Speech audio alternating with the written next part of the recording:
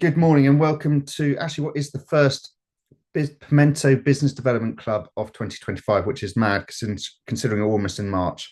Um, if you don't know, the BD Club was set up 4 years ago to help agencies get to grips with all aspects of new business marketing growth in what has been a changing world since COVID. I hate that word. But if you don't already know me, I'm Paddy Woods. I'm the director of Pimento Fuse, which is this new business consultancy, part of the Pimento network. And how we work is really to help support agencies in their marketing and new business growth by bringing in different experts from across the network. If you haven't been on previous calls, please use the chat box to ask these sort of questions and get involved. I do look to bring people into the call, so be prepared. If you ask a question, be prepared to sort of take part in this call. So today's session is all about exploring how agencies can set themselves up for success in 2025. We're going to be exploring the current marketplace, where the opportunities are, what Pimento are up to take advantage of this, and where growth is likely to happen. Joining me, I've got the absolutely amazing Stephen Knight. And actually, this is the first time in 4 years I've invited him to the panel. So apologies, Stephen. He did say he's trying to avoid the panel, but I've brought him on anyway. So to give you a bit of an overview about Stephen. So Stephen is a former advertising executive. He's been a brand and marketing director and a CMO. He's got over 40 years sales and marketing experience. He's had a variety of positions at major international agencies that don't exist anymore, including Dorland, which was formerly part of Saatchi, Lowe Howard Spink, which is Interpublic, and WCRS, which is Engine. He spent 5 years with the Walt Disney Company as Senior Vice President of Marketing and Brand Management for EMEA, and he was also the CMO for the region. In 2003, he joined Creator, a global promotions agency, as their European MD, where, amongst other things, he oversaw the McDonald's, Ferrari, and Kellogg's accounts. Having worked successfully below the line and above the line, client side and agency side, he felt it was time to do his own thing, and he founded Pimento in 2005, so it's its 20th year. From 2013 to 2016, Stephen extended his role at Pimento and had interim contracts at SSE as the head of brand and marketing and CMO. He is the chairman and CEO of Pimento. He's the chairman of UTC Travel, which is the UK's first subscription travel brand. And he's the chairman of Now Next Y, which is a growth advisory and M&A consultancy for agencies. He's a trustee of Abico, which is a charity that provides grants to businesses that create new solutions and products to reduce the carbon footprint within domestic properties. So Stephen, it is great to have you here. Can we put Stephen in the middle, please, with me? So I can't see you at the moment. Stephen, hello. How are you Welcome. doing? I'm good, thanks. How are you doing? I'm very well, thank you, and thank you for that introduction. Excellent. I sort of rumbled a bit, but hey. I'm going to get started because actually I think there's a lot to cover and there's a lot of interesting things. So, Stephen, first off, we're going to talk about the state of the nation. And I know you've been having lots of conversations with clients, agencies, and actually industry influencers.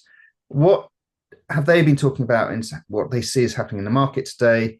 And what influence is this having on agencies at the moment? Well, as everyone's aware on this call, I mean, the economy and the state of the nation changes on a by minute basis at the moment, not least of which obviously the influence of North America. If we look at the UK market at the moment, I think the hopes that we had of some of the interest rates creeping down when we had the earlier reduction at the start of January, I think it's unlikely that we're going to see any further reductions for a wee while. Purely because obviously inflation is creeping back into the economy, and we saw last month it pepped up to 3% again. So the Bank of England reckons that basic inflation will end up at around about 3.7% by the third quarter. And in part, that's going to be driven by the changes the Chancellor made in the budget, which impacts all of us on the rising cost of national insurance and employing people and the national living wage. So, in one hand, we have a Chancellor and a government that's very keen on growth, as we all are. On the other hand, we've got this structural problem where inflation is where it is, and it's likely to go higher, and interest rates are where they are. However, you've got to put it into some historical context. Interest rates, relatively speaking, are still at a very low rate. Whilst the cost of borrowing has risen and it has affected people's propensity to be able to actually buy the things which are luxury goods, and people are having to basically focus on obviously necessities. and the cost of living crisis unfortunately continues. But I think you've got to remain positive, because I think we've had 2 years of really no growth. And the creative sectors in particular have had a very, very tough time. Clients have held back from spending. We've all got used to ghosting as a kind of a way of working, which is both irritating and expensive for agencies. But I think you either basically have to accept the situation and either stick your head in the sand, or you actually do something about it. And I think a lot of the agencies we work with, particularly ones in the network, remain super positive and actually are looking at these obstacles as challenges.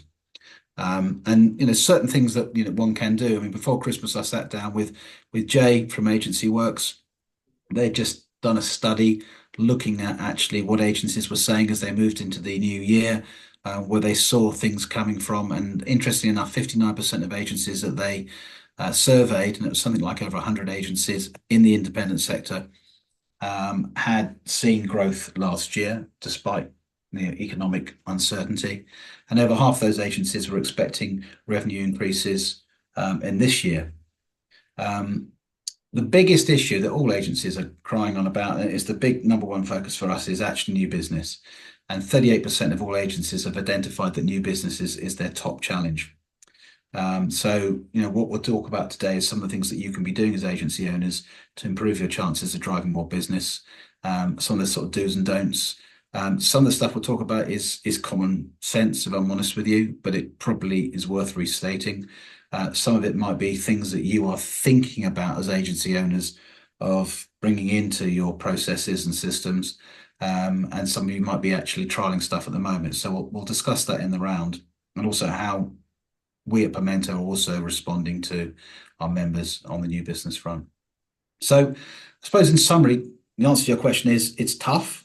It's probably not as tough, I don't think, as it has been the last couple of years. And whilst there is uncertainty of whether or not, Trump is going to lump a load of taxes onto and tariffs onto the UK, I do think we're in a position to actually utilize what's happening in North America and what's happening in the Middle East in particular to start actually saying, let's not just be reliant upon the UK market. Let's not just be static, waiting for things to improve. Let's take the opportunity to actually look beyond our borders and look at other markets that are showing signs of growth. And remember that the pound is weak against the US dollar. The Dubai is actually growing disproportionately compared to the rest of the Middle East.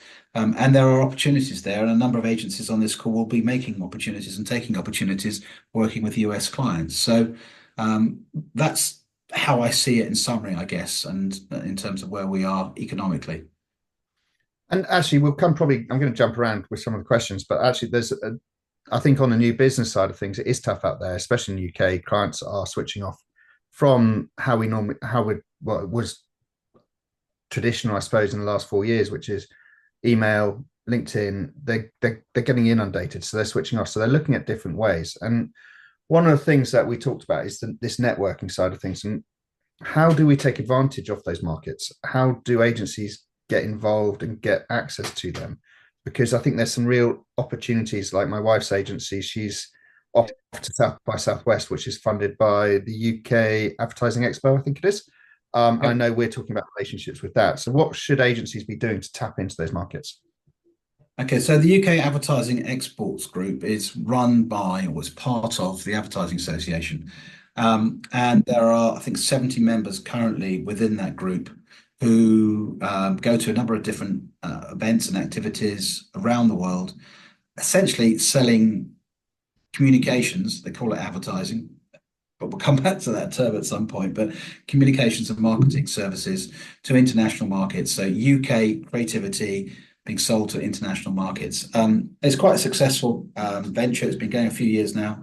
It's funded by a combination, as you say, of government funding, the Advertising Association, the IPA, and the members themselves. And it's something that Pimento is getting very actively involved with now. We have a couple of members already working with them. Wanda Hatch, who's a recent new member to Pimento, and London Advertising, that's been with Pimento for about 16 years. And both of them have actually benefited from going on these trade missions and representing their art to buyers around the world. And in the next 12 months, they're off to China, they're off to the Middle East. As you say, they're in the States next week. And they also will be hosting a delegation from Saudi later on in the year. So that's one way. The other way is we've recently signed a partnership agreement with an organization that some of you will be familiar with called Mission Hub. Mission, as you probably know, is an agency group in its own right. It's a listed company, so it wouldn't ordinarily be something that we would get into bed with. We only work with indies. Within it, they've got an organization called Mission Hub. It's run by a guy called Paul Squirrel. Paul used to be at Network One, and they have about 60 odd agencies that they have in their network around the world, all independent agencies that like to partner with UK agencies. So that's another way that you can actually derive business opportunities. Third is to just look out for members on the Pimento portal that actually have international offices. And quite a few of our members have offices in Dubai, a few in other marketplaces. And it's worth actually having conversations with them to understand their experiences and how they've got on, and whether you can partner with them in that space. So those would be my three suggestions. But we're really going to be doing more of this, and I want to get more of our agencies involved in these delegations, and find ways to try and present the Pimento concept to clients in these markets, because we still have a unique proposition out there that really does resonate when we speak to brands. And I think internationalizing that is the next step forward. Brilliant. And then talking about actually new business side of things, how is it all going with Pimento at the moment? Because I know it's, as you Yeah. talked about, it's a tough market, but I think from what I'm hearing in the calls, there is lots of activity going on, which I think is really positive. Yeah, we've kind of changed our approach in the last couple of years. We've invested quite a lot in technology, and I'll sort of come back to that. We've also invested in talent, and last year we invested something like, it's a huge figure. 62% of all of our membership revenue was reinvested in new business and marketing. And what we're looking to do this year is build on that. So last year, I think we generated something like 603 new client briefs, which sort of leads rather, that ended up with 94 new briefs, with a known value of about £7 million in fees. This year, we're talking to a variety of different brands at the moment, some really exciting brands like Salon Privé. We're working with the national oil company of Nigeria. There's Lucy Electric, which is a big B2B client, Harley Davidson, K1 Speed, which is an American client, great example, American client, come to the UK, looking to basically expand into the UK market with opening up 4 new venues across the UK in the karting space. We're having conversations with Warner Music, which is a pan-European brief. Domestic client, Splendid Hotels. It started with doing some work for them on their brand proposition. That's now extended to actually helping them on the positioning of their new hotel. They're also looking to extend into care homes, and we're doing some work in that space. On the educational side, we're working with Regent's University. Started off doing content development. We're now at a PR brief, working with Mill Schools that own about 20 different public schools. And they're going through massive changes, you can probably appreciate, with the 20% VAT levy.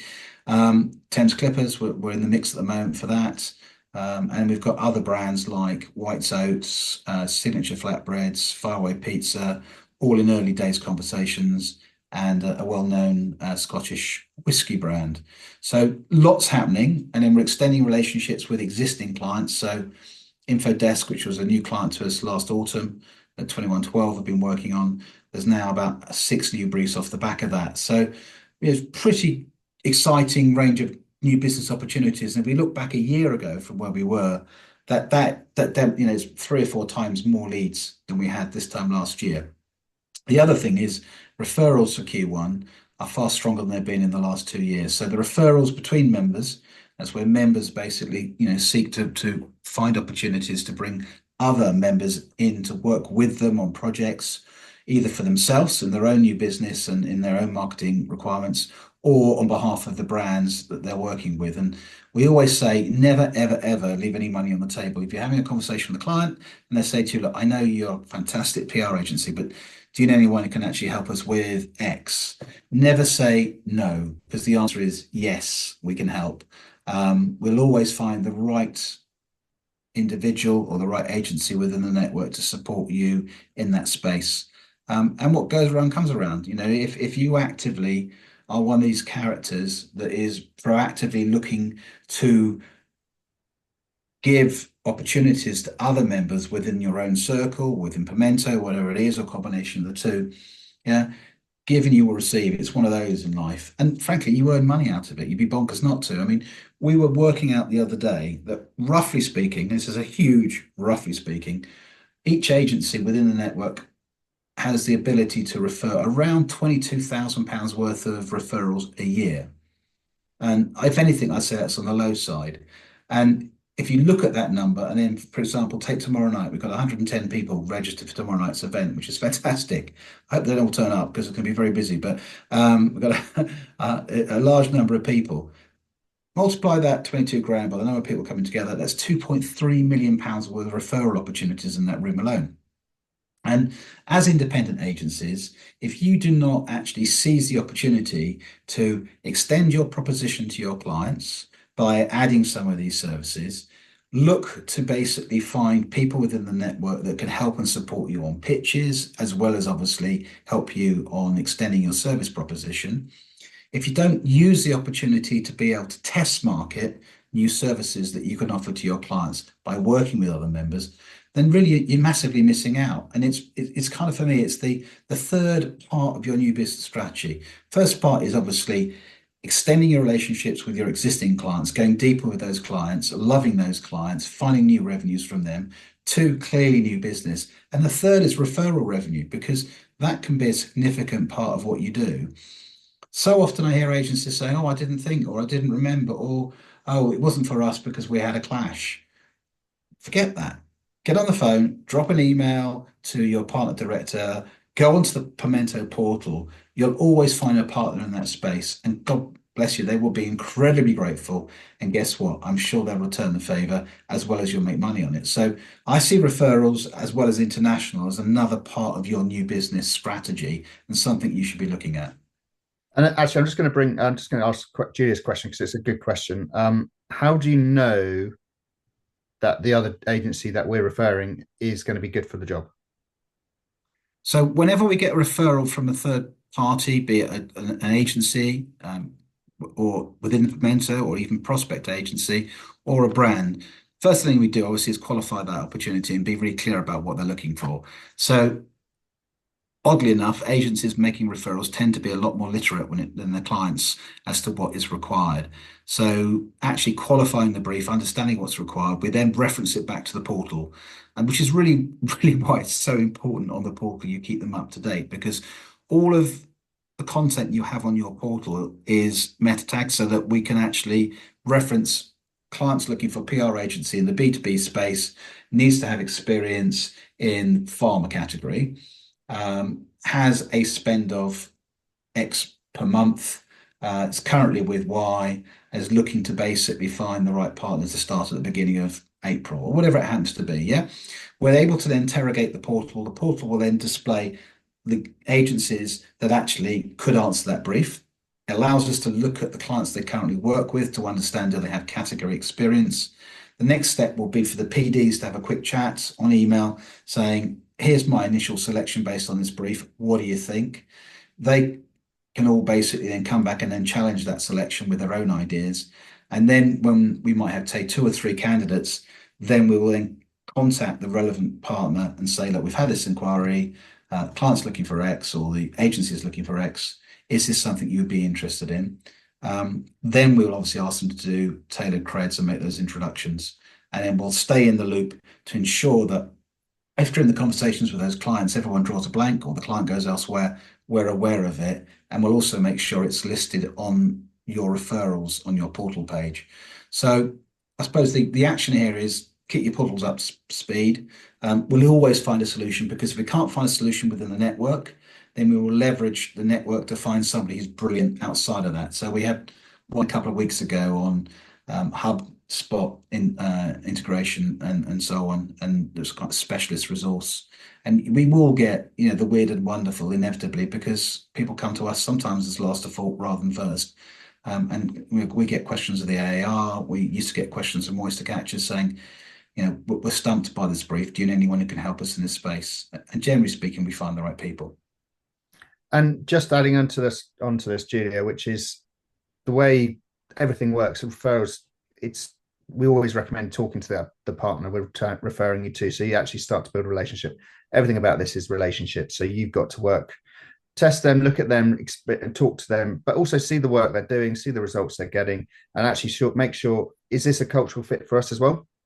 Yeah, And that's absolutely. I mean, part of what the chemistry is so BD role is important. as well. Because you've got to make sure that you're working together, and it's got to be for the benefit of your client. So there's always that vetting process as well to make sure that there's going to be a cultural fit. Definitely. I mean, the age-old problem we've had in the past when brands come to us in certain categories where, a lot of the members say, not for us. I guess smoking would be one of those categories. There are others, gambling, some agencies don't want to work in that, some agencies want to excel in it. So you've always got to kind of understand the culture of the agency and how they are, whether there's going to be the chemistry and the fit, as you say. And actually, I'm just reading. So you talked about Mill Hill Schools. I remember this has been a 4-year program. We've been talking to them in terms of trying to get them to actually sign up to do something. So it's been sort of. Can you talk about the nurture side of things and the marketing, and sort of go into a bit more detail about sort of what we're looking and how we're looking to target these clients and get that, because it's a long process, and often agencies, when you're nurturing, you sort of stop after 6 months because you haven't responded. But now it's taking longer and longer to get that cut through with a client. So what are the things that Pimento are really getting into that's going to make that support the network?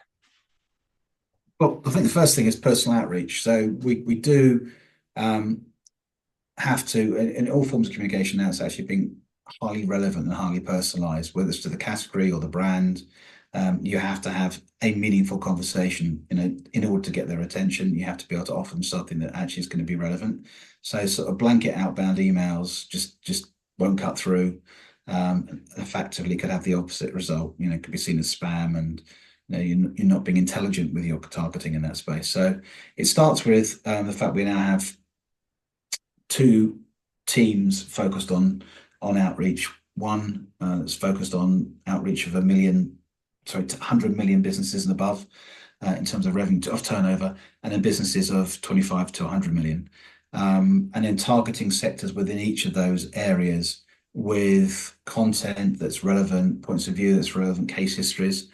I think we've now got something like 400 different case histories that we've now basically put onto a CMS that allows us to be able to cut and paste and create creds very, very quickly, and to be able to deliver those creds to prospective clients. And whenever we now have a call with a prospect, we actually will send ahead of that meeting an overview of Pimento, because all they know is basically they've maybe responded to an email or they responded to a cold call. So the next step is to basically give them some information about us before we have that call, so they can understand our point of difference, what we're about, what services we offer, and the case histories we have in that category.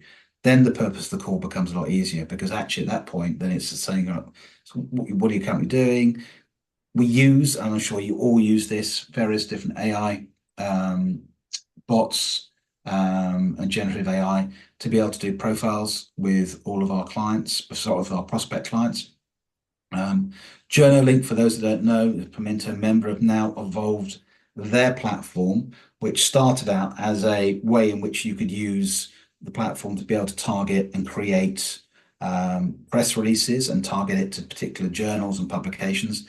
They now have a research tool on that that's using 64 different pieces of generative AI to be able to give you reports on a prospect, and it costs about £120 a month.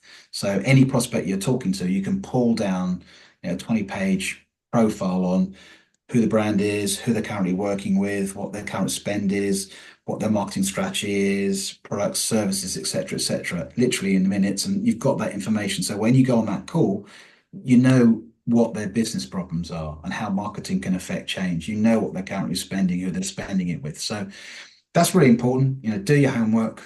It's all obvious stuff. Anyone in BD, any BD person on this call will know this.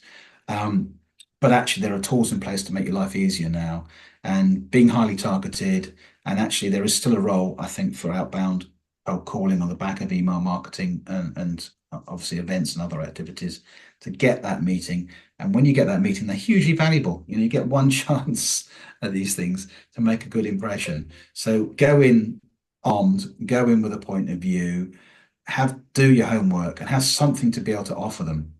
Even if it's not on the call, make sure you follow up and you're controlling that relationship and controlling that conversation. And maybe the next thing is that great call, really enjoyed it. On the call, you described these were your critical business issues, and this is what you were currently doing about it, and this is what you said you needed in order to improve your marketing. Give them a point of view, and then what the other thing I try and do very, very quickly is to try and get a member within Pimento onto either the initial call or the second call. If I can pre-qualify it, I'll try and pull them into the first call. And the reason for that, I'll be completely honest with you, is that my capacity isn't limitless, and I need to be able to actually hand off the opportunity to another agency in the network as soon as possible.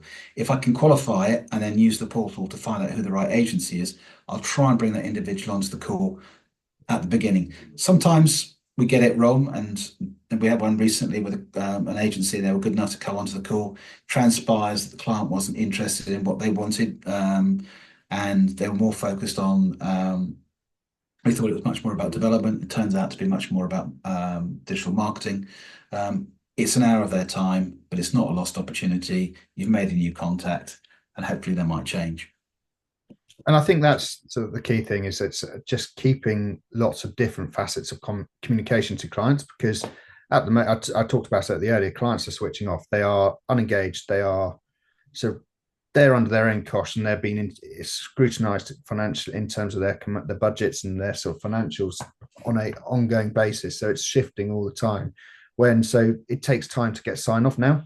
And so often it is, I've been talking to someone and it's taken them 9 months from pitch to conversion, which just shows that we've got to have multifaceted approaches to make sure that we're engaging them in as much face-to-face time, phone calls, and emails, but it's got to be in a personal way, otherwise it doesn't work.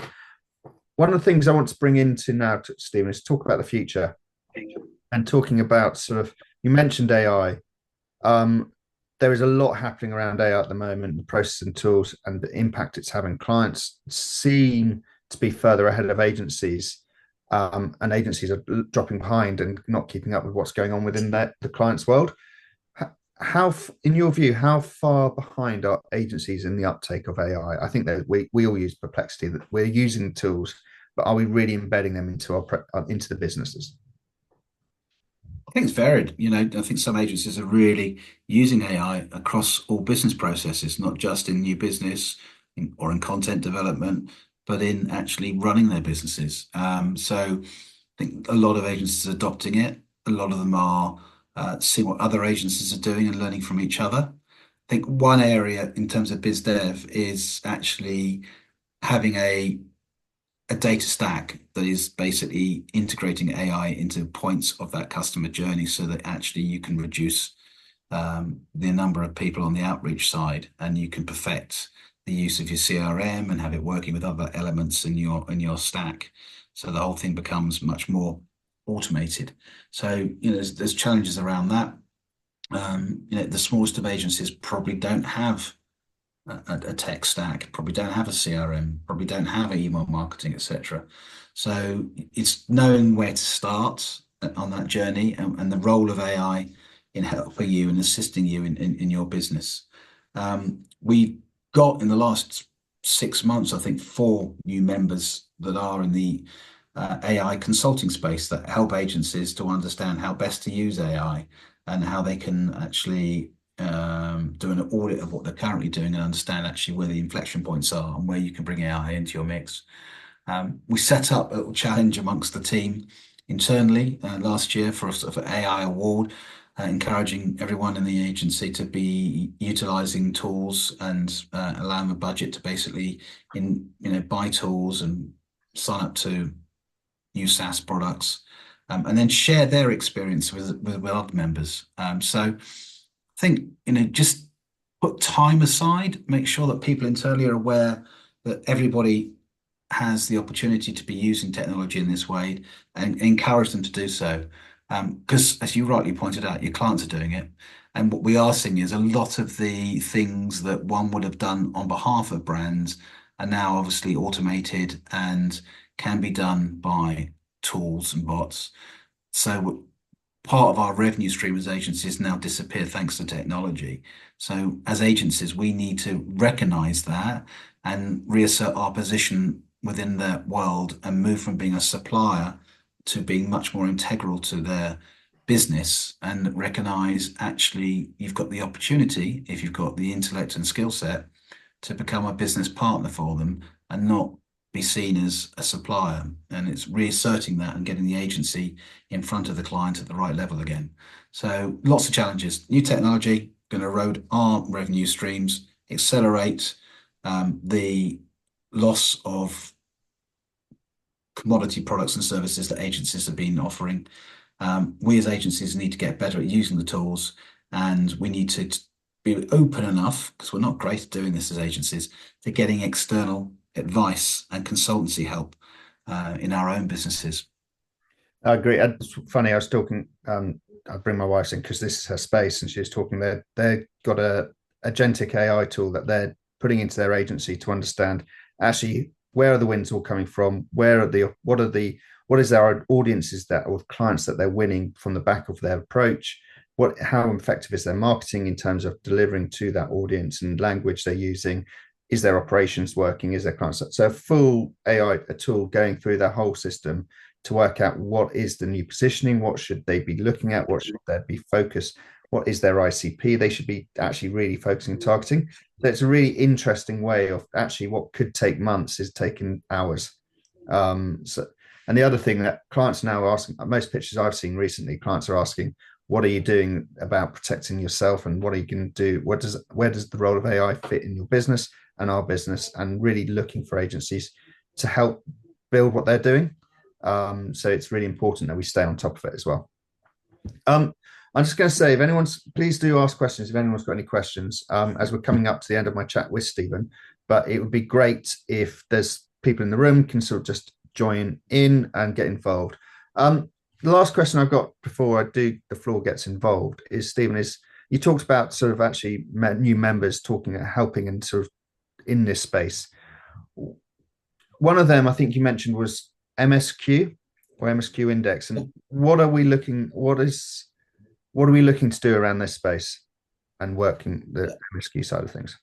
And who are MSQ Index is an Australian business that has created, as the name might suggest, an index through a series of questions that you can use to be able to profile your clients' marketing requirements and equally to you as an agency. It's a very straightforward, simple process. We've just been through it as an agency ourselves and discovered that no one's perfect. We've got a 70% score against the metrics that they track, and there's something like 48 different metrics. It's not all financially based. It's based on proposition, positioning, new business strategy. How do you go about your new business? Internal communications, all sorts of different criteria that they apply. But we're going to encourage all of our agencies to go through that program. We think getting accreditation will be important. We think it will highlight where as agencies they've got work to do to improve their own marketing and new business strategies. And more importantly too, it's a really good Trojan horse to use with your brands and your clients as a discovery asset. A lot of the brand consultants will already have their own tools, but I'm going to encourage them to go through the program too, because I think they will find it useful. So that business is being enrolled over the next 2 or 3 weeks, and then David, whose partner it is, will be going out to the network and making introductions, and we're going to try and get as many people onto a webinar on this particular subject, because I think it's very important. I've just seen there's a question from Julia here regarding quality. My concern has been in the past about actually making introduction. We've answered We've done that one, did we? Yeah. Well, we kind of did, but we didn't. The bit that we didn't answer was actually how can you guarantee the quality? So just so that Julia knows, any agency that comes part of the Pimento network, 99.9% of them have been referred to us by another member. So it's through organic growth. In our experience, 20 years now, people don't tend to refer lemons. They tend to refer agencies that are particularly good for a particular reason. We then obviously do our own due diligence. We review them. And once they're set up on the portal, we then introduce them to other agencies. So what happens is people build up a portfolio of talent and people they can work with before they actually need to actually make a referral. They already have in the system, is it like, of people they want to work with. So that's one way we do it. And then the other way we do it is we offer the opportunity to review all proposals before they go to clients. We offer the opportunity to look at pitch documents and so on and so forth, which is included in their membership, and give them feedback. But it is a good point, and I think there's always been an element of fear about actually introducing people that you don't know. I think Pimento de-risks that to a large extent. Cool. And actually, I just bring back, you talked about webinars, and one of the things that I know is working is I talked about sort of the challenges of digital at the moment in terms of engaging with clients. One of the things that really is working is face-to-face or webinars or events where you can show the quality of your thinking, your opinions, in an environment where they're actively engaged and listening to you. So sort of if you talk when we talked about sort of going into new markets, actually look at speaking conferences that you can actually speak at. If you've got opinions that are really interesting and are different to other people's, then actually you want to be at these events. You want to be speaking because that's a great way to get into the marketplace and those territories. So those sort of things are really important because it just builds a longer term awareness approach that agencies often lack, and they often still go and sort of try and beat the drum against the door of these sort of clients, which are putting more blocks up in terms of those engagements. So it's really like looking at how you can really get things that are interesting and relevant to clients in front of them in different ways. And I think events, speaking, sponsorship, even sponsorship side of things, and getting involved in round tables and panels like Stephen is really important and key because it just makes that cut through much easier as you're really getting in front of those clients in a way that's relevant to them. I'm just seeing if there's any sort of questions from the floor, because it'd be great to have. So if you want anything that you want to ask Stephen or myself, please do, because it'd be great to have your input as well. A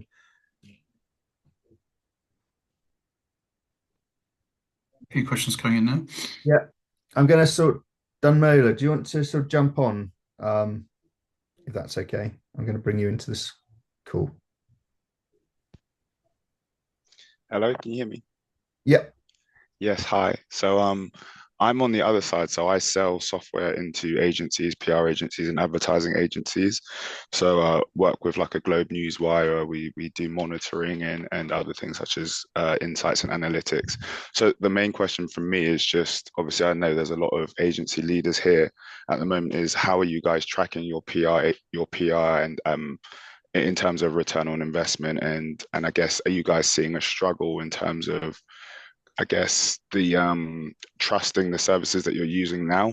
I guess that's the main question from me, if it's something that you guys use as well. So Sure. I'm happy to say this. I mean, we work with Journalink, which is probably one of your competitors in this space, and they've been members now for about 4 or 5 years. I don't think enough agencies use PR as a channel to generate awareness of their products and services. I think very few agencies we work with actually retain a PR agency or do it themselves, and I think it's a miss. Particularly if you've got created white papers, points of views, case histories, yeah, wins, anything that basically will demonstrate an award. It's very important that you are expert in your space, and I would always encourage agencies to use PR resource to do that, whether it's AI enabled or whether it's a small creative agency that is great in your space. I think it's something you should invest in.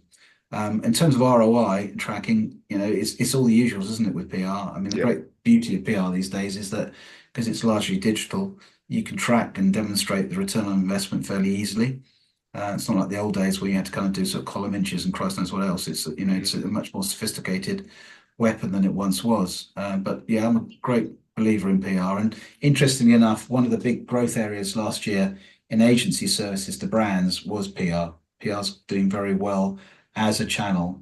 A lot of the agencies we have in that space have got real clarity on their proposition. They know who they're targeting and they're demonstrating measurable effect. And unsurprisingly, they're doing well.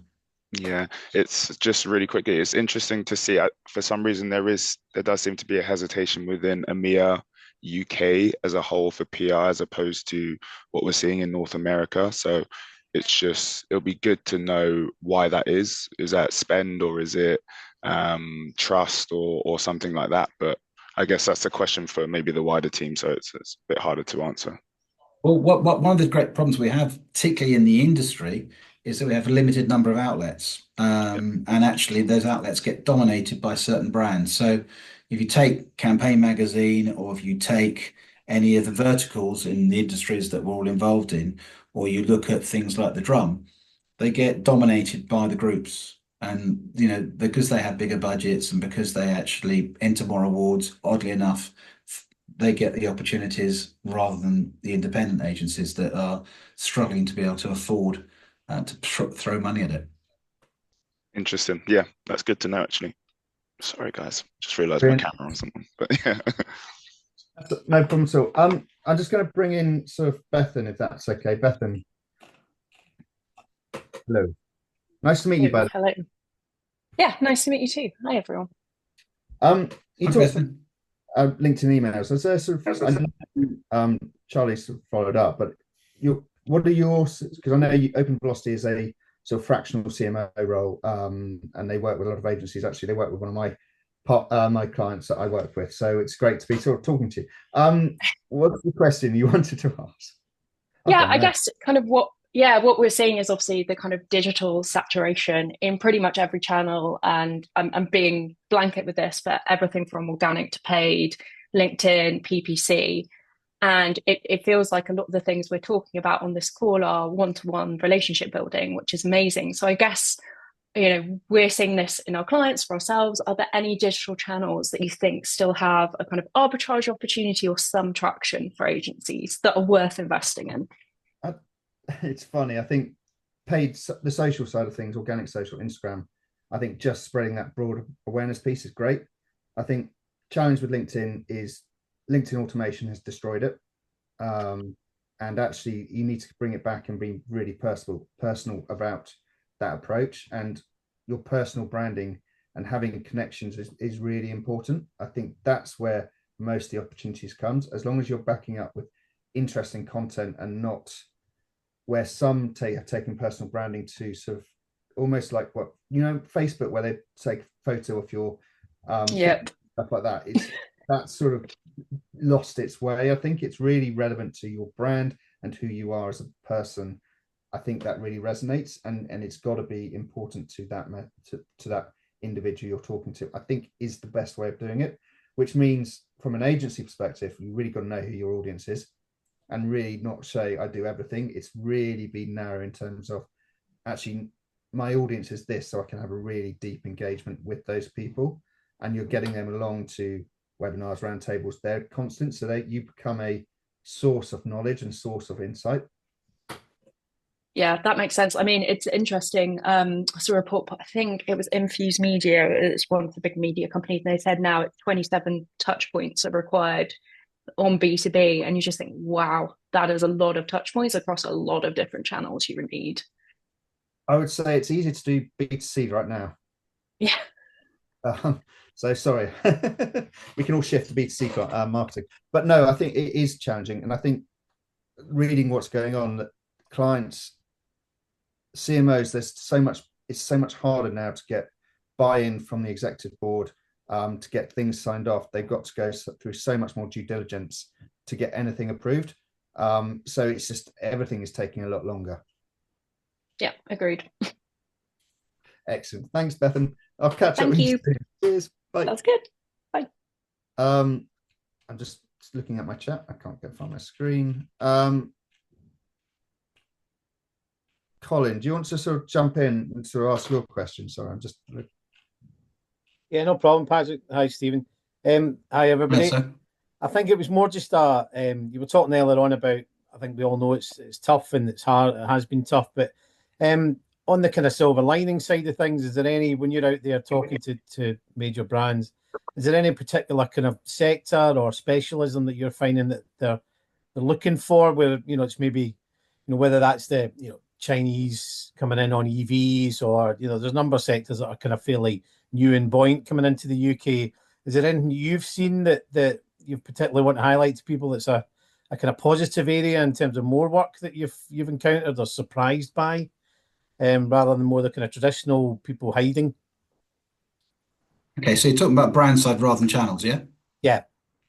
Okay. I think the two you highlighted there. I mean, I think EV spend is going up in general. Automotive spend has leveled out last year, but it's bouncing back this year, in part because car sales are down and they're having to spend more money. Gambling obviously is just off the charts. Any commercial break after 9 o'clock, you're going to have one or possibly two gambling ads in it. Anything online is very gambling specific. Any sponsorship program, gambling is involved. That's just going to continue to grow. And it's something actually we're going to be picking up on a session we're running on partnerships in a few weeks' time. So I'd say those are all good guys. Pharma seems to be one of those sectors that seems to be not like every brand. I think in the downturn in the economy, everyone gets affected, but pharma somehow seems to basically rise above that. If we look at where we are in the kind of economy at the moment, the need status, where money has been spent by the government to inject more housing, put more defence. There's going to be other areas where money is going to be spent, and I think you've got to follow the money. Look at what sectors are actually growing, and actually why they're growing, and how your agency can offer services in those sectors is always a good idea. And actually being a sector specialist as well as being a specialist in your own channels, again, is very, very important, because there are 25,000 different agencies in the UK. And if you want to be searched and found, being a specialist, having SEO in that space is very important. I think, just to back up, actually, one of the things that don't be, if you're going for a client that potentially has slightly ethical stances, challenges on your stances, things like that. So like Havas that were B Corp, now they're not because they bought on Shell. They went for the money.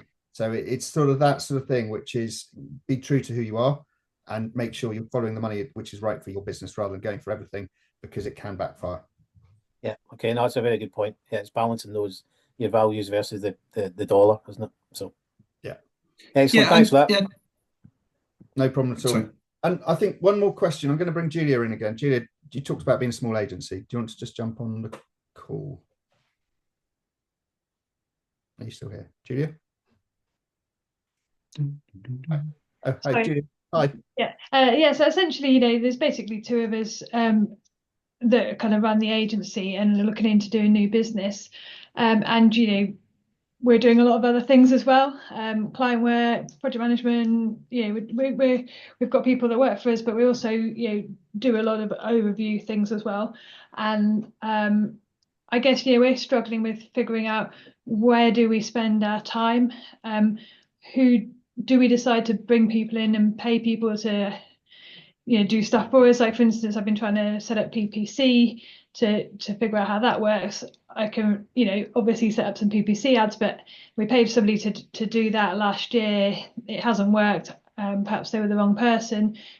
Should we be putting our focus on looking at conferences to go and speak at, or should we be spending our time working on PPC or writing content? Or there's just so many things we could be doing. It's like, where do you focus? I would take it right back and actually focus on who you are as a business and who your audience are and who you're trying to engage with. Yeah. And once you understand that, go and actually invite individuals, connect with them and talk to them on a personal level. I wouldn't try and do anything too big, because actually once you start, you can't stop. Whereas actually doing personal outreach is more effective. The other thing, actually do look at speaking on opportunities. If you've got something really interesting to say, look at the conferences that are relevant to you, where your audiences are, and focus on talking to them and say, they often do free speaker slots. So actually try and get into doing that and things like that. That could work much more effectively than PPC could. Okay. I'll just add a couple of things. One is treat yourself like a client and actually analyze your business in the same way as you analyze your client's business, and be really clear about what your proposition is. And as Paddy says, who you're talking to. Once you've done that definition work and you're really clear on where you like to play, next question is actually, where have we got new business from in the past? How have we grown the agency to this point? What have we learned in that journey? And then work out then where on the client customer journey, what are the touch points? How are they going to find you? Is it going to be through search? Is it going to be through your web presence? Is it going to be going to events? Is it going to be talking at events? What are you most likely to get? And the ones that everybody always comes back to is networking. Networking is really very important. We don't get out of our agencies enough and actually meet with both other agencies and prospective clients. So get yourself in an environment, either at a local level or a regional level, where you're going to be in an environment where you're going to meet people. There's loads of LEPs. There's lots of organisations that are set up there. If your clients tend to be more local than national, where you can get involved in networking groups. And there's loads around the country. And whilst it takes a little bit of time, yeah, it can be time well spent.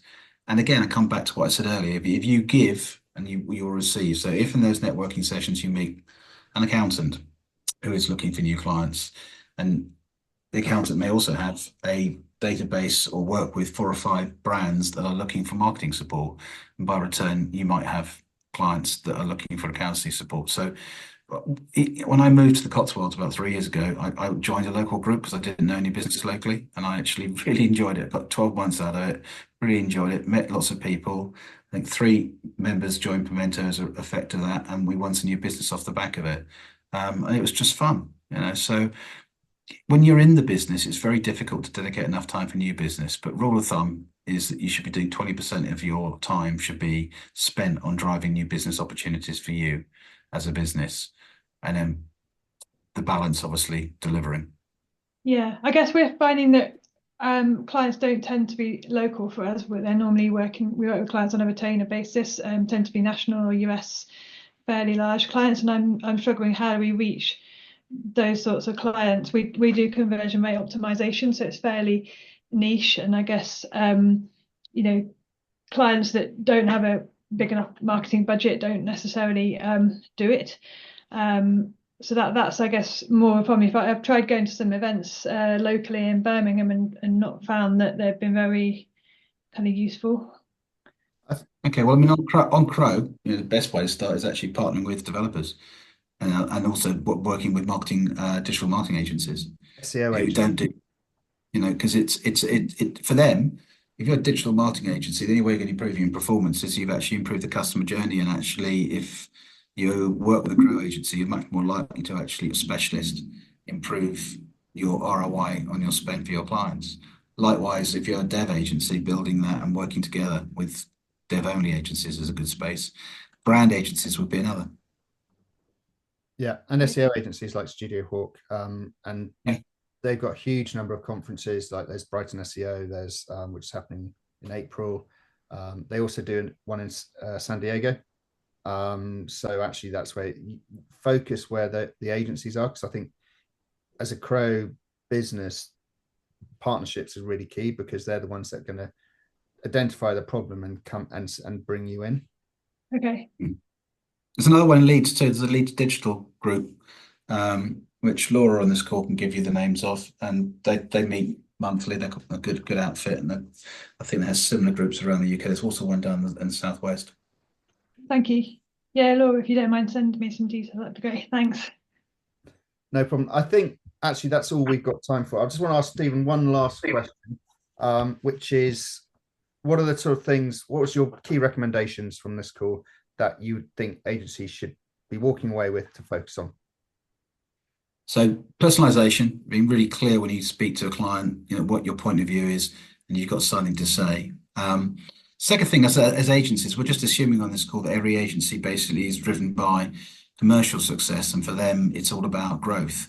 I think every agency needs to define their own goals and ambitions rather than chasing kind of industry benchmarks. I think all agencies need to do this at least once a year, which is sense checking your proposition, and don't be afraid to ask for external help on that, whether it's another member of the network or a professional who does this for a living. You get so close to your own business, and sometimes you don't see it in the way in which your customers might. And talking about customers, check out your customer journey. Is it easy to engage with you as an agency? The number of agencies that don't have a telephone number or an email, or it's hello at, which is incredibly impersonal, on their email, on their web address, on their websites. Or worse still, they have a telephone number that no one ever picks up. So have a think about that. Be targeted in your approach to new business. Be more open to referrals both ways. Yeah, you give, you will receive. If you have to make cuts in your agency, if you're up against it after 2 years, do it and do it once rather than actually dragging it out over a long period of time. You need to make those decisions quickly. And two more. First of all, I think the future belongs to agencies that do embrace change. I think AI, hybrid working, financial discipline will shape the most resilient and profitable businesses going forward. So do be part of that group and not be the kind of head in the sand. I'll wait and see what happens. And then finally, be kind to yourselves. It's a tough business. You've all been through 2 years of strife, and it's going to be another tough year. So do take time out and be good to yourself and be good to your people. Brilliant, Stephen. Thank you very much, and thank you for your time today. I think that's it's been a really good, interesting session, and I hope a lot of people got a lot out of it. We're going to be following up with some key takeaways from this session in the near future, and we're also going to be posting this on YouTube on our channel. If you want to get in touch with Stephen and myself, just reach out to us. You will have our email addresses. And then final bits of housekeeping. Stephen's mentioned we got our next BD, our next 6 p.m. club is tomorrow. I think we might be oversubscribed, but try and register, try and come along, because actually the more the merrier.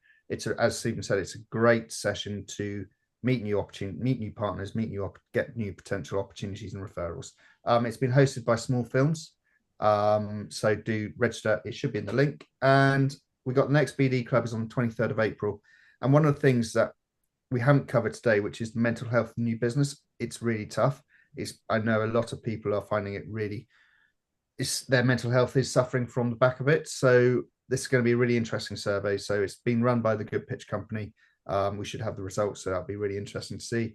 And then finally, we got our first round table happening on the 21st of March. It's actually been hosted by Phil Bacon, which Alex from Mostly Media has just mentioned.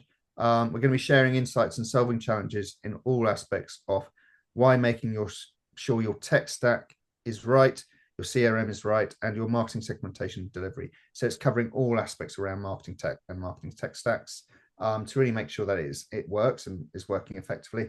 And we'll be going to be sharing information on that shortly. That's it. Have a great day, everyone, and thank you very much for your time. And I will look forward to seeing you all soon.